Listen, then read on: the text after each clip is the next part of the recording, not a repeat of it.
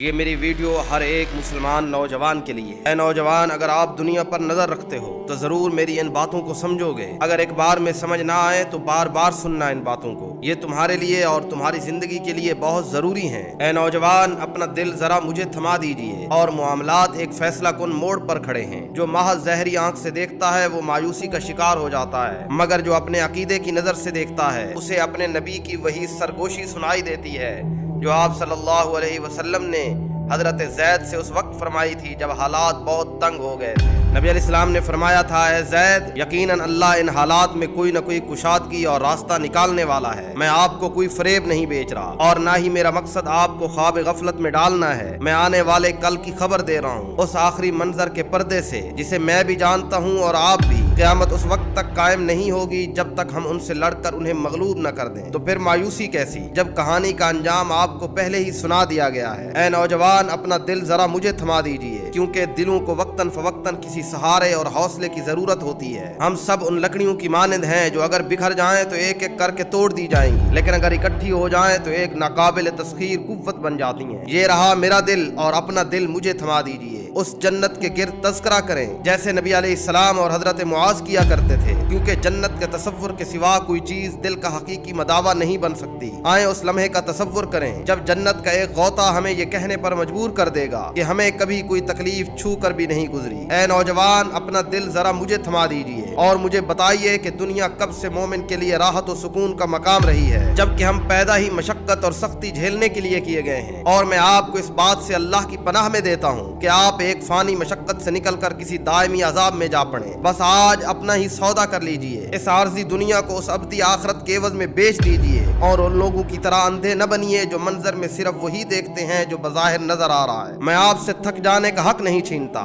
وہ صحابہ کرام ہی تھے جو ایک دن نبی علیہ السلام کے پاس آئے اور عرض کیا، یا رسول اللہ، کیا آپ ہمارے لیے دعا نہیں فرمائیں گے؟ کیا آپ ہمارے لیے اللہ کی مدد طلب نہیں کریں گے؟ مگر آپ صلی اللہ علیہ وسلم نے فرمایا، میرے ماں باپ آپ پر قربان ہوں، انہیں فتح و نصرت کی بشارت تب تک نہیں دی جب تک یہ نہ بتا دیا کہ اللہ کا سودا مہنگا ہے، اور یہ کہ ایسا زمانہ بھی گزرا ہے جب مومنوں کے جسم لوہے کے کنگھیوں سے چیرے جاتے تھے، یہاں تک کہ ان کا گوشت ہڈیوں سے جدا ہو جاتا تھا۔ ان کے سروں پر آرے رکھ کر انہیں دو ٹکڑوں میں کاٹ دیا جاتا تھا، مگر وہ اپنے دین سے پیچھے نہیں ہٹتے تھے۔ اللہ اپنے دین کو ضرور غالب کرے گا، لیکن تم لوگ جلد بازی کرنے والے ہو۔ اے نوجوان، اپنا دل ذرا مجھے تھما دیجئے۔ آئیں ایک لمحہ بیٹھ کر سوچیں۔ ہم جو نتائج دیکھ کر تو دنگ رہ جاتے ہیں، مگر ان کے پیچھے دی گئی قیمت سے نظریں چرا لیتے ہیں۔ ہم واقعہ معراج سناتے ہیں اور فرعون کے دربار کی لونڈی اور اس کے بچوں کی خوشبو کا تذکرہ کرتے ہیں، لیکن ہم یہ بھول جاتے ہیں کہ انہوں نے جنت کی طرف یہ سفر فرعون کے